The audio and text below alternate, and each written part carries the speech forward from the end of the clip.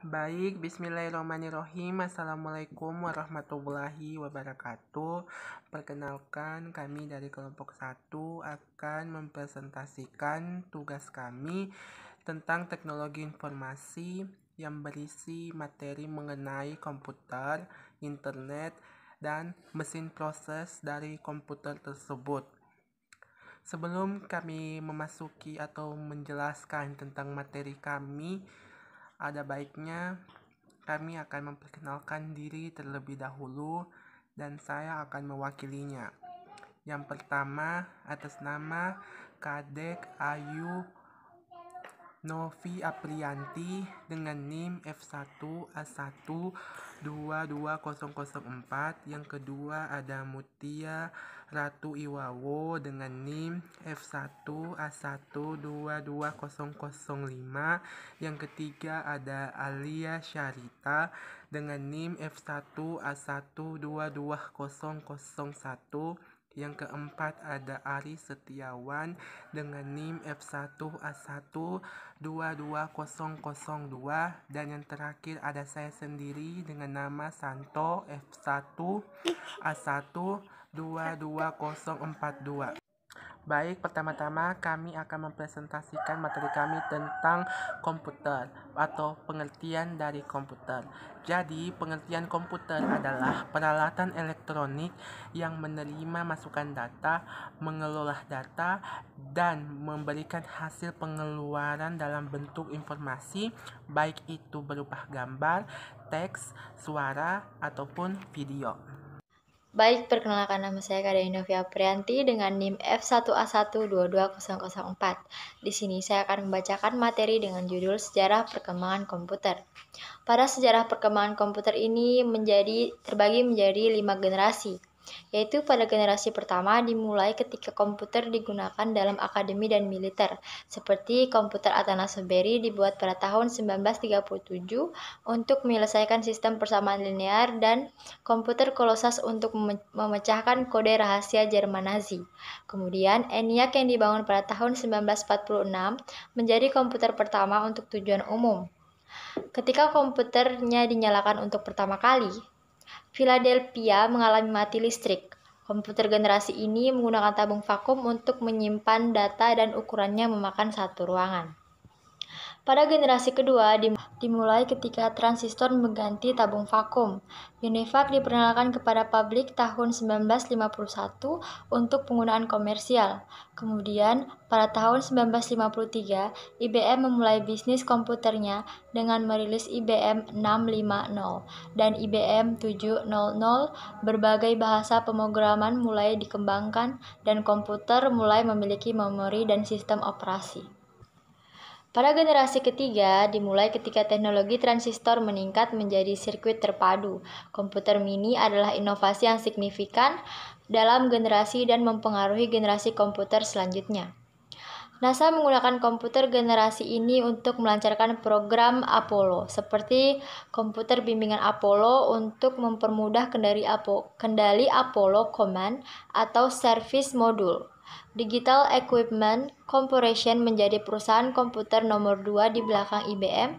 Dengan komputer PDP dan faxnya, komputer ini membawa ke pengembangan sistem operasi yang Pada generasi keempat dimulai pada dasawarsa 1970-an, ketika penemuan MOSFET dan integrasi berskala besar.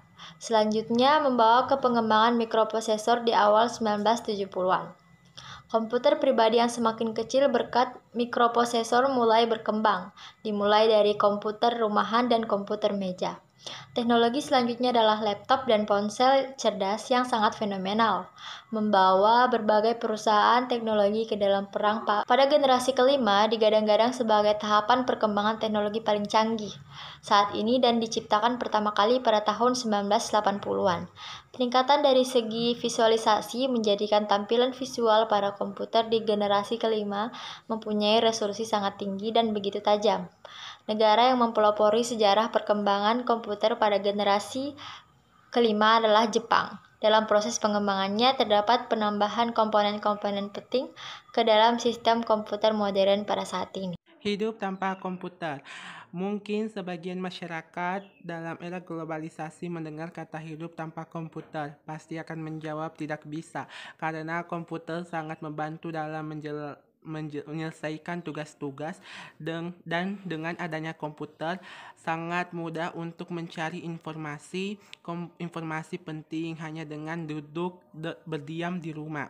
Sejak dari tahun 1990-an, komputer sudah menjadi alat pembantu untuk semua kegiatan sehari-hari. Dengan bergabungnya komputer dan internet di masa ini telah menjadi tangga tinggi untuk perkembangan teknologi di tahun-tahun yang akan datang.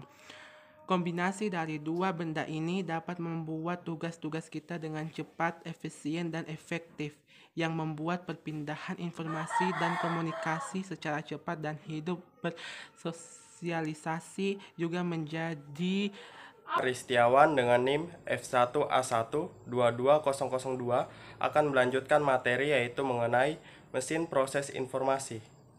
Mesin proses informasi terdiri dari beberapa perangkat keras. Salah satunya yang terpenting adalah CPU. CPU adalah singkatan dari Central Processing Unit, merupakan perangkat keras komputer yang juga disebut sebagai unit pengolah pusat pada komputer. Fungsi CPU itu sendiri adalah sebagai kalkulator. Namun, terdapat perbedaan antara kalkulator biasa dengan CPU, yaitu terletak di mana CPU ini lebih kuat daya pemrosesnya bila dibandingkan dengan kalkulator biasa. Adapun fungsi utama CPU adalah melakukan berbagai operasi, termasuk operasi aritmatika dan logika, terhadap data yang datang dari memori atau informasi yang dimasukkan melalui perangkat keras seperti papan ketik atau keyboard, pemindai, tuas kontrol, maupun tetikus. CPU dikontrol menggunakan sekumpulan instruksi perangkat lunak komputer. Perangkat lunak tersebut dapat dijalankan oleh CPU dengan membacanya dari mesin penyimpan seperti cakram keras, disket, cakram padat, maupun pita perekam. Instruksi-instruksi tersebut kemudian disimpan terlebih dahulu pada memori fisik atau RAM, yang mana setiap instruksi akan diberi alamat unik yang disebut alamat memori. Selanjutnya, CPU dapat mengakses data-data pada RAM dengan menentukan alamat data yang dikehendaki. Saya Mutia Ratu Iwawo dengan NIM F1A1-22005 akan membahas tentang klasifikasi pengelompokan komputer, di mana klasifikasi pengelompokan komputer ini terbagi menjadi 6. Yang pertama ada microcontroller, di mana microcontroller ini memiliki semua peralatan pokoknya sebagai sebuah komputer dalam satu chip. Peralatan tersebut terbagi menjadi 3, yaitu pemproses atau processing, yang kedua ada memori, yang ketiga ada peralatan input dan output. Kadangkala pada microcontroller ini beberapa chip digabungkan dalam satu papan rangkaian. Perangkat ini sangat ideal untuk mengerjakan sesuatu yang bersifat khusus, sehingga aplikasi yang diisikan ke dalam komputer ini adalah aplikasi yang bersifat dedicated. Jika dilihat dari segi harga, microcontroller ini harga umumnya lebih murah dibandingkan dengan komputer lainnya, karena perangkatnya relatif sederhana. Contoh alat ini diantaranya adalah komputer yang digunakan pada mobil untuk mengatur kestabilan mesin dan untuk mengatur lampu lalu lintas. Yang kedua ada mikrokomputer. Komputer ini khususnya digunakan untuk single user, biasa disebut juga dengan komputer desktop atau komputer pribadi atau personal computer. Komputer ini sudah dirancang sedemikian rupa untuk mampu berinteraksi dengan penggunanya. Penggunanya sangat populer pada penggunaan di rumah atau menjalankan aplikasi bisnis. Yang ketiga ada engineering workstation. Komputer ini lebih powerful apabila dibandingkan dengan komputer pribadi. Pada umumnya komputer ini digunakan untuk menjalankan aplikasi yang dipakai oleh para ahli teknik dalam melakukan perhitungan atau penyelesaian pekerjaan. Aplikasi yang digunakan ini cenderung kepada software yang banyak melakukan berbagai perhitungan baik secara 3 dimensi maupun secara tematik lainnya. Contoh aplikasi yang digunakan pada komputer golongan ini adalah CAD atau Computer Aided Design yang digunakan untuk melakukan perancangan gambar teknik. Kemudian yang keempat ada mini komputer. Komputer ini umumnya digunakan untuk banyak pemakai atau multi-user pada saat yang bersamaan. Dan timeshared. Timeshared ini artinya memungkinkan komputer tersebut untuk digunakan oleh beberapa pemakai sekaligus secara bersama-sama. Dan komputer akan membagi-bagi waktunya untuk bergantian kepada masing-masing pemakai. Tentunya penggantian waktu layanan ini tidak terlalu terasa bagi pemakai, mengingat pembagian waktu dihitung dalam waktu yang sangat sempit, yaitu per 1000 detik tergantung sistem yang digunakan. Pelayanan pada penggunaan lebih dititik beratkan kepada proses, bukan terhadap interaksi pengguna komputer tersebut. Contoh komputer yang termasuk ke dalam golongan ini adalah IBM AS/400.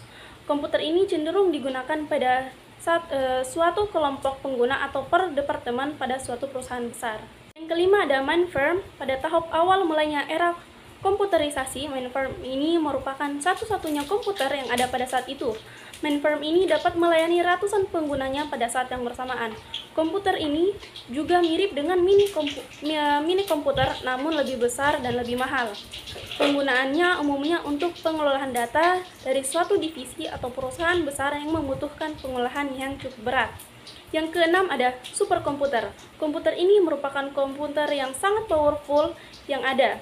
Aplikasi yang digunakan biasanya cenderung untuk penelitian ilmiah. Komputer ini biasanya memiliki beberapa prosesor sekaligus untuk menjalankan tugasnya. Saya Alia Syarita dengan NIM F1A1220001 membahas tentang revolusi internet. Internet mengubah secara drastis kehidupan manusia saat ini. Pengguna internet juga semakin banyak jumlahnya dari seluruh dunia, bukan hanya dari daerah perkotaan, tetapi daerah terpencil juga menggunakan internet sebagai sarana yang membantu pekerjaan mereka. Apalagi internet saat ini memegang peranan penting dalam membantu hampir semua pekerjaan yang dilakukan oleh manusia, termasuk di bidang pergaulan, informasi berita, perdagangan atau bisnis, dan lain-lain. Jadi kesimpulannya adalah bahwa komputer secara spesifik memiliki perkembangan yang sangat pesat dan dari dulu sampai sekarang, dan komputer menjadi salah satu alat elektronik yang begitu penting bagi kalangan manusia, serta internet memiliki tugas paling penting juga di dalamnya untuk menyelesaikan suatu permasalahan-permasalahan yang dihadapi oleh manusia-manusia yang memiliki komputer tersebut. Saran dari kami adalah pintar-pintarlah dalam menggunakan komputer dan internet, karena secanggih-canggihnya alat tidak akan kalah canggih dengan usaha sendiri dalam menyelesaikan suatu permasalahan yang terjadi. Adapun kata-kata penutup dari kelompok kami adalah jadilah seperti komputer dan internet, karena dengan menjadi seperti komputer dan internet kamu akan menjadi orang paling berguna di kehidupan masyarakat. Sekian dari kelompok kami, wabillahi taufiq wal hidayah. Wassalamualaikum warahmatullahi wabarakatuh.